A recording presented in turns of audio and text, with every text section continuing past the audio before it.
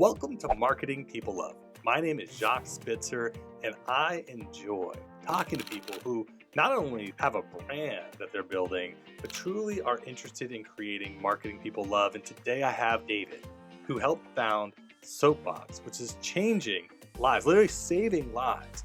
One bar of soap and one thing of shampoo at a time. Soapbox has an incredible mission. They've been around for 13 years now, and they are actively not only selling incredible products to people, but have this mission behind them where they are distributing soap and hygiene products around the world and have incredible partners that are creating a real difference every single day. This is something that started as a passion and has really grown into a brand and a marketing people love, and he will share his learning lessons every step of the way, whether it was developing his first packaging or getting into some of his first locations to creating a Guinness Book of World Record sized campaign here. So with no further ado, David, welcome to the show. I would love, though, I think we have all sorts of people that listen, and everyone comes from a different background. And something you did share with me that I'd love you take us through is like before you started Soapbox, like you were going in a different direction with your life. And I had my own moment like that. I call it like a dead end moment where I'm like, I'm doing something I thought I'd like, but my heart and my mind doesn't feel on fire. For me, that was reporting on news. I got into news. I was there for a year and a half, and I was like, I don't think this is what I want to do with the rest of my life, but I'm not really sure what I want to do. And you said you had a moment where you're like, oh, I'm drinking the Kool-Aid, I'm all in. Let's go back to that moment, because that's a good starting point for people to understand what was going through your mind. Well, it's a great, well, I don't know if it's a great story. I hope it's a story. It's the greatest story that you're going to hear over the next couple seconds. And with those beautiful parameters, I went to school in Washington, D.C. because I thought I watched way too much West Wing. Great show, by the way. Aaron Sorkin, especially when he was doing cocaine. Just chef's kiss. What? Chef's kiss. So for those of you not watching, who watches a podcast, we both just did the same French kiss mode. And also for those who are not watching, we are wearing the same polo. Yes. The same thing. I know. We both have beards. This is getting weird. I know it is. But do you have a man bun? No. No, it's because you actually have taste. That makes sense. Got it. All right. So the reason I have a man bun is because, one, I really want to test our product. Soapbox makes a ton of shampoo. It's actually the thing we sell the most of. And my hair now goes, I'm like a man mermaid. I'm a mermaid man. Merman. It's a merman. That's the preferred. That's the preferred pronouns, he, Finn. Thank you. Appreciate it. I shall now correct people when I mess up for myself. Yeah. So it goes down to like my rib cage. It is some serious hair. And I really just want to make sure that we have the right slip and we have the right detangling and we have the right conditioner agents and like all these things that make a fantastic hair care regimen. The second reason is it started to get cool when I started it like 5 years ago. And I was like, well, I one day might be bald. Like, this is the time to do this. And the third reason is because I have two older brothers that are massive human beings that make me look very small, and they both are bald. So it is a little bit of it's your Samson younger move. Brother. Yes. Yeah, there you go. The power's in the hair. So back to quarter life crisis in college. Went to school for something, fell in love with it, then started applying that to real world experience, did not love it, and graduated, fortunately, a year early because I could, and I was like, well, crap, it's 2009. It's a really bad time to be looking for a job, and I just don't know if I want to do any of these things related to government. And God bless the listeners who are doing that.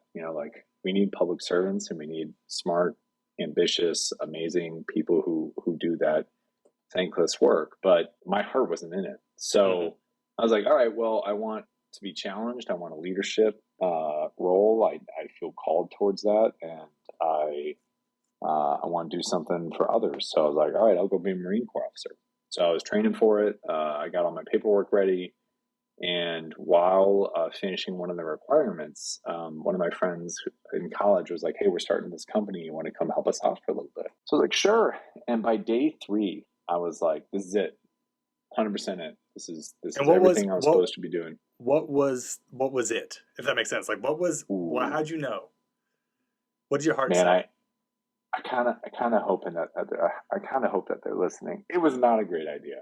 It was like a case competition startup where like students would put their best ideas to get a potential job interview with like corporations. But essentially, that's just like mining people's best ideas Yeah. for free.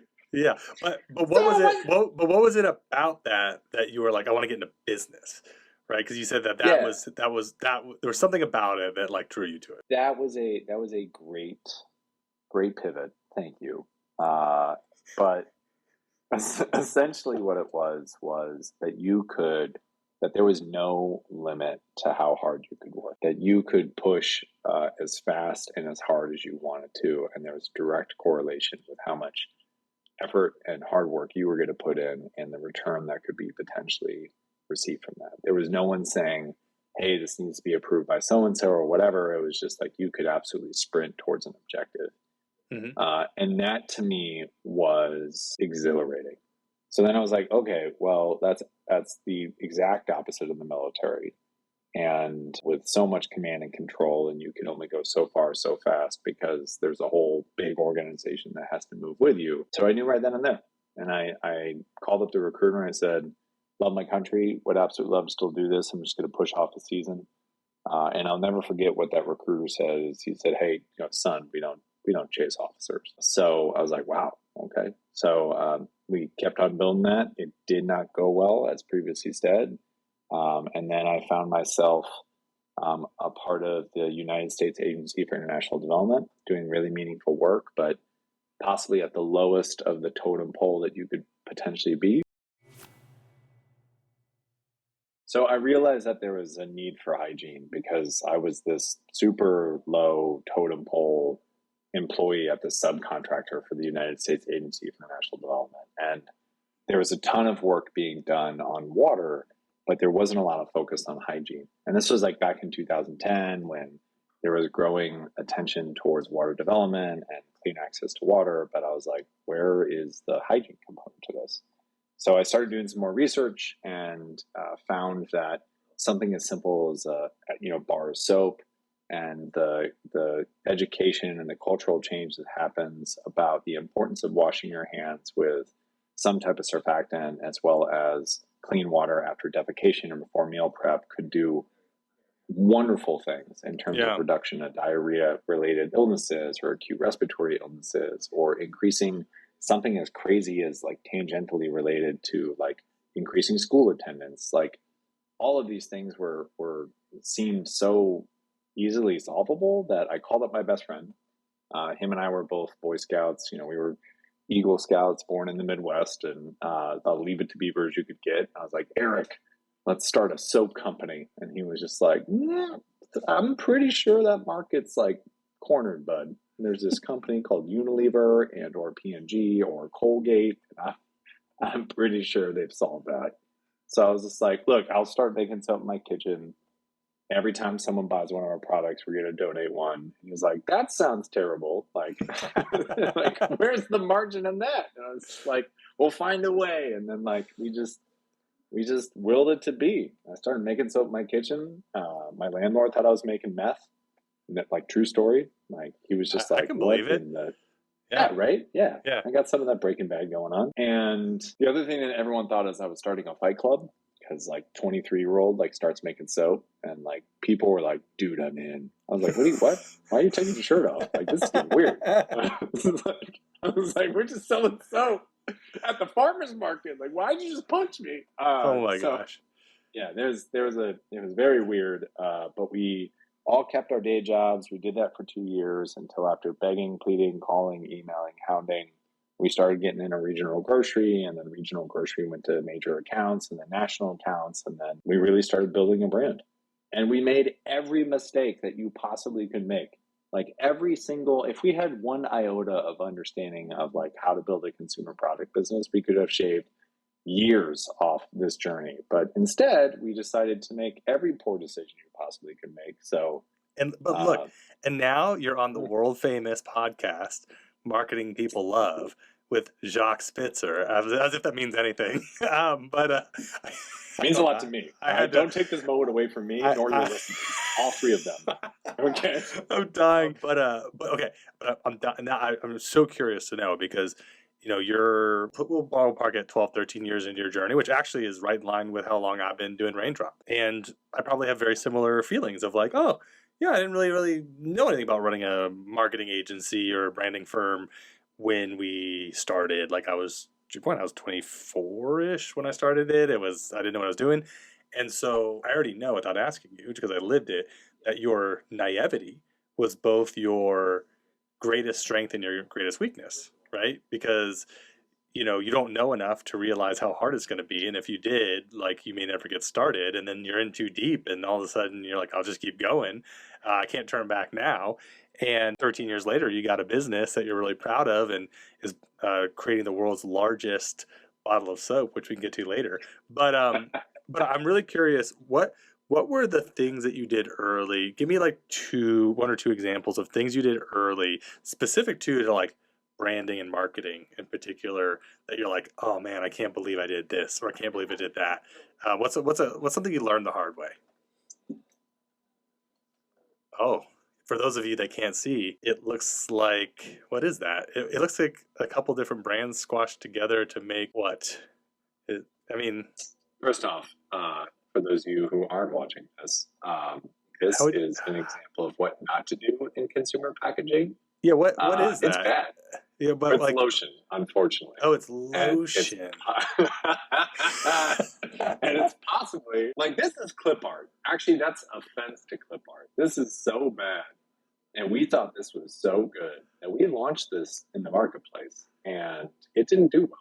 And it doesn't take a genius in CPG or consumer product goods to realize that, hey, packaging matters. Like, wow, go figure.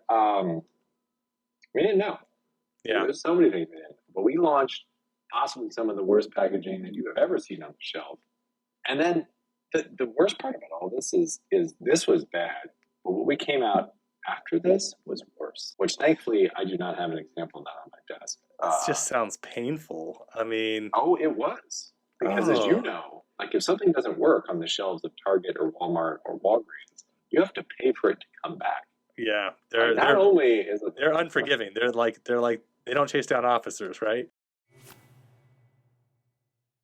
Okay, so first thing you learned was it took 3 shots to get packaging that you were even remotely five shots to get packaging that was remotely. What would you do differently with that like level of knowledge now? What would you do differently? If I were starting a brand all over again? Correct. I would devote a ton of time in making sure that the branding actually speaks to the consumer that you're going after. Yeah. I would spend a ton of time, like both quant and qual, like getting to really understand where that consumer and what's the problem to be solved, right? Like what is the job to be done? What are all these other marketing catchy phrases in terms of like, okay, so the consumer, and this is one of the beautiful things about like our economy, is that in the United States you have pretty much options on everything. And in certain categories, like the ones we compete in, you have a bazillion options for everything. So what is the unique proposition and what is the genuine problem that you're seeking to solve for the consumer, and not just being another yes and or copy or whatever. So as you know, there's multiple different P's, right? There's price, there's positioning, there's packaging, there's product, there's promotion, there's placement, there's every time I talk to a new marketing professor or whatever, there's like another P. It used to be 4, now it's 5, it's 6, and I'm just like with it. So I think all of those different levers really matter when considering the launch. And even if you do like a PhD level launch, you're still going to potentially run into failure. Totally. because Yeah. ultimately no one really knows what the consumer is actually going to react to until something is in market. Yep. Yeah, I love the way that you broke that down. I live my life by the P's. I'm half kidding because I actually don't know what all the P's are, but everything you said was true. Wait, what do you do for a living again? I No, know, man. I know that it's but I will say, like the best way to learn anything is to see if people will actually buy it. And you can have theory all you want. To your point, you can have test groups, study groups, focus groups. You can do all these things, but there's just a point where you put it on the shelf. People pick it up or you don't. You run an ad to a website. They buy it or they don't. And so I'd love to hear, like, when was the moment where you realized you had finally had like product market fit, you had momentum? How did you start feeling that? What was the indicator for you? there's been multiple times where we knew that we were onto something. Um, None of us had left our full time jobs yet. We got into one store of Whole Foods after I'm pretty sure that the buyer was going to put a restraining order on me if she didn't give us one of the doors. And I demoed the hell out of that store and I'm pretty sure that people were like, we initially started with just bars of soap, hence the reason why the company is called Soapbox. It's also called Soapbox because we wanted to invite customers to step on their soapbox with us as we made a difference. And I think the other thing is that like we also were a company that started first and foremost with like a bunch of us had experience in terms of international development and or social mission cause. Like that's the type of stuff we knew. We had no idea actually how to run a business. So sometimes people say like, oh, that's a really cool angle in terms of starting like a CPG company. And we're like, we had no idea Yep. about how to start. You're like, we were different only because we didn't know better. Yeah, yeah, 100%. We're like, man, I don't know if we necessarily would have done this if we actually knew what we were doing. Yeah. But one of the moments was I'm demoing at this Whole Foods, and this lady starts bawling as I'm telling her about what the mission is, and I'm like, oh shit, if we can make people cry over soap, like there might be something here.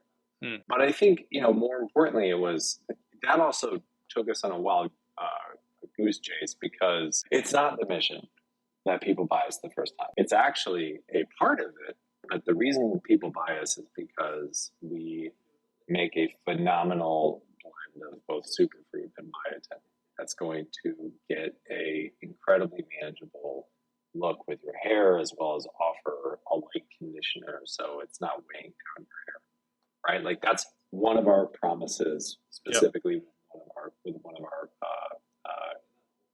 categories. Another one is that our body wash, in my opinion, obviously heavily biased, is some of the best on the market.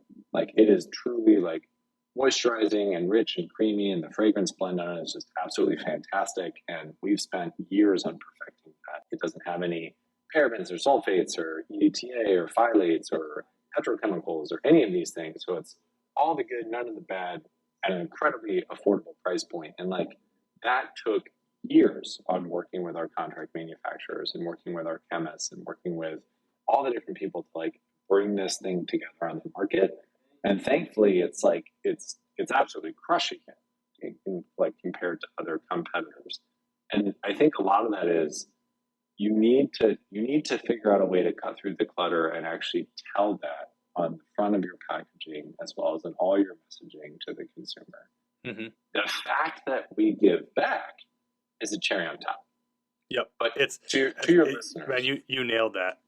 Yeah, I'll just say that. I mean, this is the number one thing we see is people confuse what's the cupcake and what's the cherry on top. And it's like you think to yourself like, "Oh, I'm saving the world. That's the cupcake," and it's like, nope, like that's cherry on top because ultimately, we always say like it's not about your why, it's about their why. So it's not about your why as a company, it's about their why as a consumer. And their why is if you're going to buy shampoo for your hair, first and foremost, you have to love the way it performs, the way it smells, the way it does anything. If you're going to buy a bar of soap, like same thing, it has to provide that level of user experience as a product. And then you have the ability to then have those other self-expressive benefits of like, I'm someone who is mindful with my purchasing and allows it to give back, and everything else. But one of the things that really blew my mind recently was like how many products have what's called sucralose in it. It's just like a sweetener. right? And there's stuff marketed as like 100% like good for you, whatever, and it's got like artificial flavorings in it and artificial whatever. And I'm like, I was asking someone, they're like, 99.9% of people, probably maybe 99%, like 1 out of 100, actually understands that sucralose isn't like a natural product or even cares. But people like to think they care. And so I think I see a lot of entrepreneurs who overemphasize what they think will matter to a consumer, and they lose sight of what the cupcake is. And so when you said that, that's coming from someone who named his company Soapbox, who started the whole thing in order to deliver more hygiene to the world. I'm like, to hear you even say, okay, 13 years later, the product's got to be great, or no one's going to buy it. And that's just, Yep. doesn't matter. Yep. And not only the product, the packaging has to be great, or people won't buy it. Yeah. Doesn't matter. Well, I think it's, I mean, like, even more like how we compete with we compete against hair care is either number 4 or number 5 in terms of the largest advertising and overall dollar category in the US. Mm-hmm. So, like, I always get a kick because my name is David, being like, we are legit, literally David versus Goliath. Like, going to war against one of the biggest spend categories of L'Oreal or P&G or Estee Lauder or Colgate or Johnson & Johnson or whatever they're named now. Like, all of these things are absolutely terrifying. And yet we win. And we win. And we've been able to take some serious market share from them across all the different, like, the retailers that we have the privilege to sell at for a wide variety of reasons. But one of the biggest ones is that we got the P's right. Like, we for years, all we the just P's. kept on. You even had Pluto in there, bro. You had them all. Did not know where you were going with that. I was like, oh boy.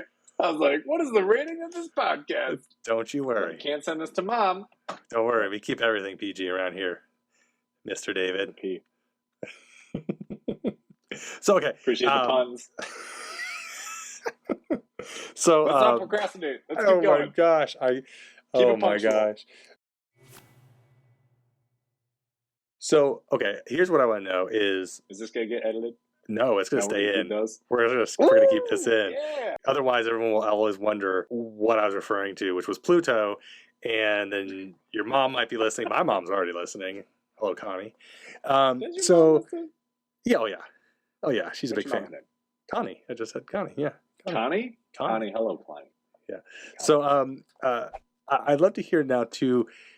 Okay, so you knew it was resonating. People were buying. This brand has grown up in the age of all things Amazon, direct to consumer starting to explode. You're in retail to start. Where and how did you start having to swim through and learn all these different opportunities and channels? And what mistakes did you make, early on as you went through kind of expanding where and how people find out about Soapbox?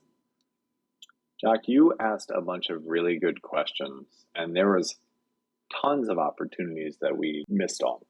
Like, I think, one of your early clients, one of your star clients, we knew early on when they were a similar size that we were, right? Mm-hmm. And for Dr. Squash to go out and create an incredibly emotionally compelling, like, communication, like, ad piece. I don't even know necessarily, like, we can call it an ad, but I think it was something a lot bigger than that, because it ultimately was taking a direct shot towards men, being like, don't you want to smell great and also care about the natural movement in a way that could make them laugh, but then also a way that could directly communicate to their jobs to be done, right? And, the man on the street and everything else that you guys did was just fantastic. So in terms of, like, big missed opportunities, we got on Amazon too late.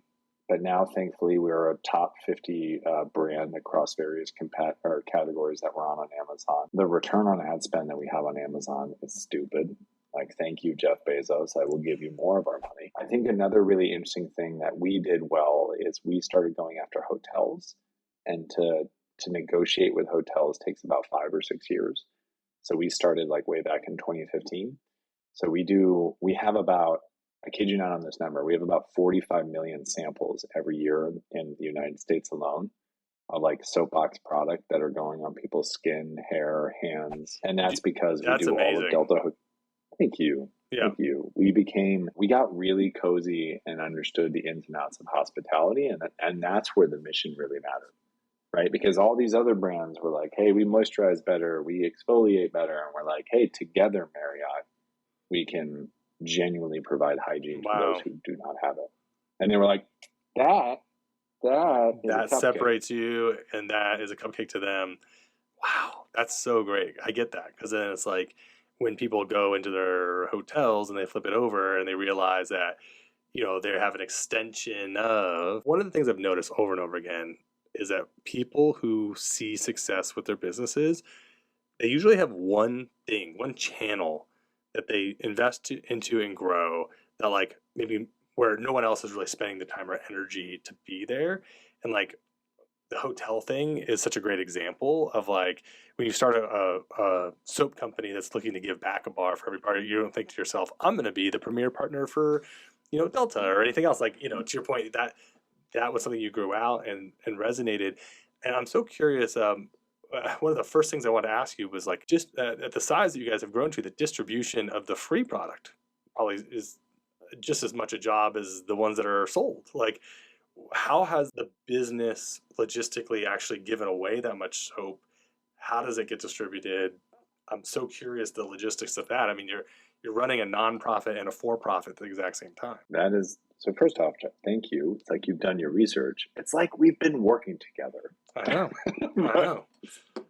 How? For those of you listening at home or wherever, as previously discussed, we've actually never met. So this is the first time. So he's just like, God, just let us get through this podcast. It's the best part of the job in working with our not-for-profit partners. And we care very deeply about choosing and working with the right type of not-for-profit partners. So let's play this scenario out, right? Jacques, let's say that you're a soap maker in Northern India. The last thing you want is me popping out of a shipping container with 70,000 free bars of soap. One, Totally. I just put you out of a job. And two, I just taught the whole community to wait till awkward white guy shows up and hands out a bunch of free stuff. Right. So none of that is really sustainable development, and it's absolutely not community-led. So the way that we flip that on its head is we work with not-for-profits that actually fund and or manufacture and or recycle within the communities that we have the privilege to serve. And I say privilege, and I'll probably say it a lot. Like you almost could like take a shot every time I say it over the next another like, 2 minutes. So. It's another P. Yeah. So we specifically say privilege because that's how we view it. And I think the other thing that we view ourselves here at Soapbox is that we are the conduit. We're not making the change, right? We make a great product that people love and can come back. We have a higher loyalty than the rest of market, and I think that's because we make an amazing cupcake, but people love us for the cupcake and the cherry. So they want to come back for that duo, and they decide, hey, I'm going to continue to reinvest in this brand. They're the person making the change, right? Mm-hmm. So whether we're donating to the local homeless shelters that we have the privilege and and pleasure, another P, of working with all across the country. Yeah, right. Yeah, why not? All these places that we get to offer procurement these products are just wonderful. And man, I should have said make us proud, but missed opportunities. We work down the street or we work around the world. And in all of these like just absolutely amazing opportunities, that good is taking place. We don't feel like we're doing it. The customer is doing it. And that's why actually on the back of each one of our products is something that we brought to the market as the first one-for-one company to do this, is something called the Hope Code, where you can actually take any of our products, go to your phone, your computer, go to our website, and see exactly where the other one went. So it's called the Hope Code. We do this on purpose because we invite people to come kick our tires. People are like, yeah, you say you're doing that, whatever. But I think the other thing is the redemption rate that we see on that is insane. Like, it is way above our highest expectations. It's way above industry average. And it's something that like allows us to have a deeper emotional connection. And then from a business intelligence tool, like people are buying a body wash at Wegmans or HEB or Walmart or wherever it might be. And then we're actually figuring out who that customer is, and we're able to send them a message and be like, hey, thanks for being a part of this mission. Yeah. When you say send them a message, that's because to get the information, I've actually never gone through the process of trying to code, so I will. But what's the mechanics of that? You do what? Well, we've already donated the bar of soap. for everything that we're basically. So we have an ongoing lot of codes Mhm. where basically we have already tethered them to stuff that's in market. So when someone actually goes and activates it, it links it. And we're just like, hey, your soap went here. And so the reason that you can tie them back to any, like, you had mentioned there was a marketing component of like being able to kind of see, oh, you may have gone to We got their Wagner's. email. Okay, that's what I was going to ask you. Okay, that's so interesting. We got the email. We got their zip code. We know what they bought. Yeah, that's really interesting. And so Big soap. I was going to say, so they're curious enough to find out where that went to give you their information. Yeah. Wow. That's blowing my mind right now. You know, it really is. It is one hell of a predicament. Yeah. So, and makes you ponder.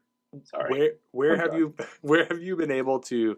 I'm sure there's a social media component to this and to this story, and so I'd love to kind of get a better sense of like how have you been able to leverage aspects of this not only for social media but also like what's the deal with having this world record? Is it you have it in Cleveland right now? The world's largest bottle of soap. I mean, it couldn't have been cheap to create, so I need to understand more about like was this because you earlier you were making mistakes because you weren't smart enough to know better, but now you know it's a good idea to make the world's largest bottle of soap. So I need to understand what wisdom led you to that decision. What's the expected ROI?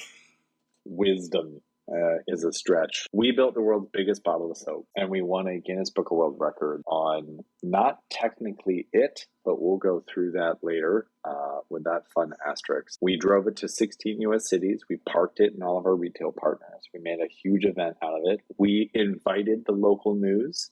Yes. Which, let me tell you, when you're doing something like this in New York, no one cares. Although we got some real big news that came out to Times Square, wow. Which to me is like that meant a lot. Yeah, because like your news in like Times Square and like that's kind of a big deal because there's so many big things happening there. But when we, for example, went to like Buffalo, like the mayor came out. Like that was like all the news network affiliates, like everyone, like we rolled in on a Friday. It was a whole event. Like people drove in from other towns. So like we went to 16 US cities, basically drove around the United States with this comically large, imagine like a 2-story house in terms of height, and that's how big this bottle of soap was. We did this for a publicity stunt. Yeah. We're what's called a challenger brand. Yes. And that thing actually cost a boatload of money to make. So where is it now? That's what I want to know. Like, is it in your backyard? No, I wish. It's an abandoned mine, which makes it so much better. Like the story gets like 15 times. Yeah, it's in an abandoned mine about an hour north of Pittsburgh. Actually, wait, where it is right now? Right now, it's in Kansas City. It's making its way to San Diego. Jacques, you too could see this. Dude, I can't wait. If you want. Wait, you really want to see it? Yeah, I do. I mean, now that come on, it's now I will say I was way more excited before I found out there was an asterisk. So I need to understand, like, what's the asterisk for? Oh, we didn't feel like it was brand right for us to get a Guinness Book of World Records for making like the largest plastic structure in the world. So instead, we got the Guinness Book of World Records for actually the most soap donated within a month. So we donated the most amount of products to local homeless shelters and food pantries and women's children abuse centers through our amazing partner Comfort Cases in the month that we were driving around the country. That's awesome. So technically, we have the world's largest bottle of soap, but then Guinness Book of World Records is like, if you are going to make this claim, it has to be an exact replica of your current liquid hand soap. And we're like, that sounds incredibly wasteful. Got it. And instead, we're going to build this thing out of fiberglass. So height, width, dims, all that stuff. Oh yeah, it's the biggest in the world. But in terms of Guinness Book of World Records, like official, what we win? We won because we decided to give back. You know what? Man, that really is the cherry on top for this discussion today. I mean, look at us.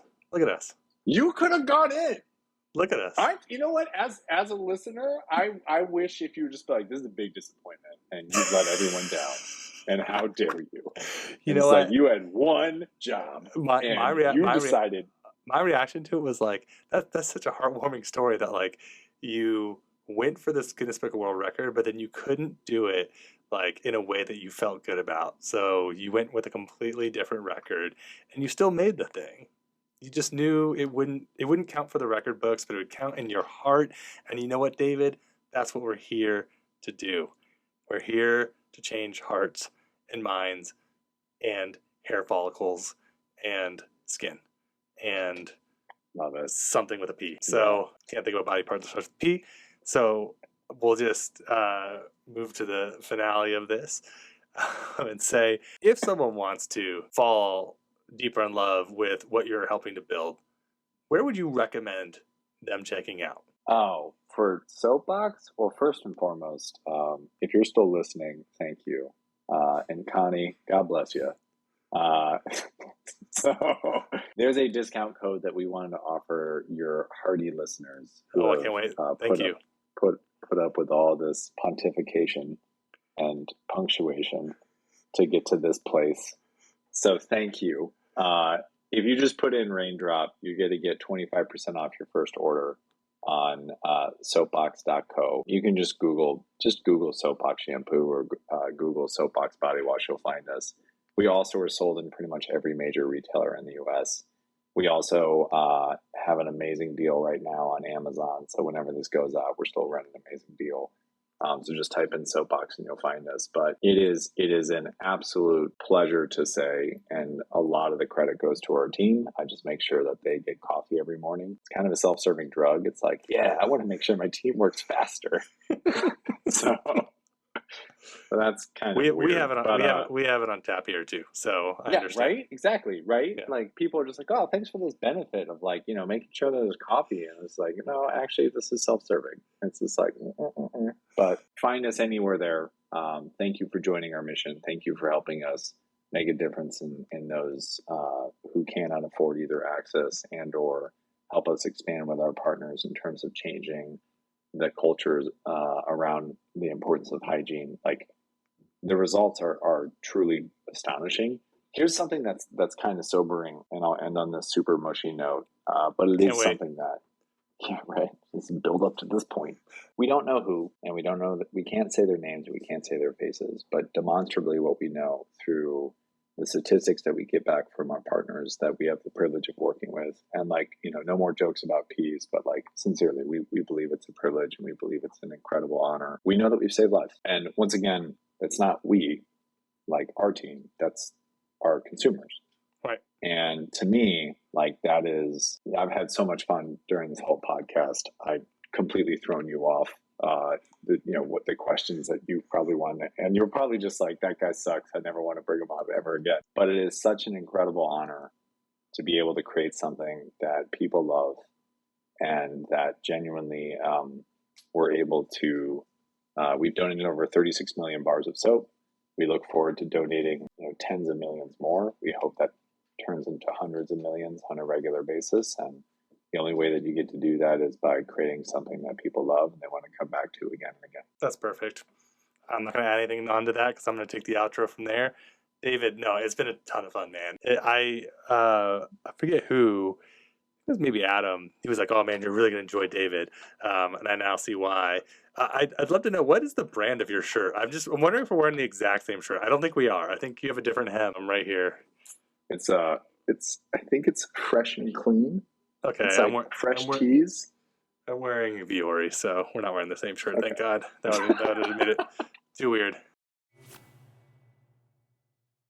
All right, that's what we have for you today. Appreciate you joining Marketing People Love. Again, my name was Jacques Spitzer. Is Jacques Spitzer. Go ahead and subscribe so you don't miss an episode, and use promo code Raindrop if you want to check out some Soapbox at soapbox.co. Until next time.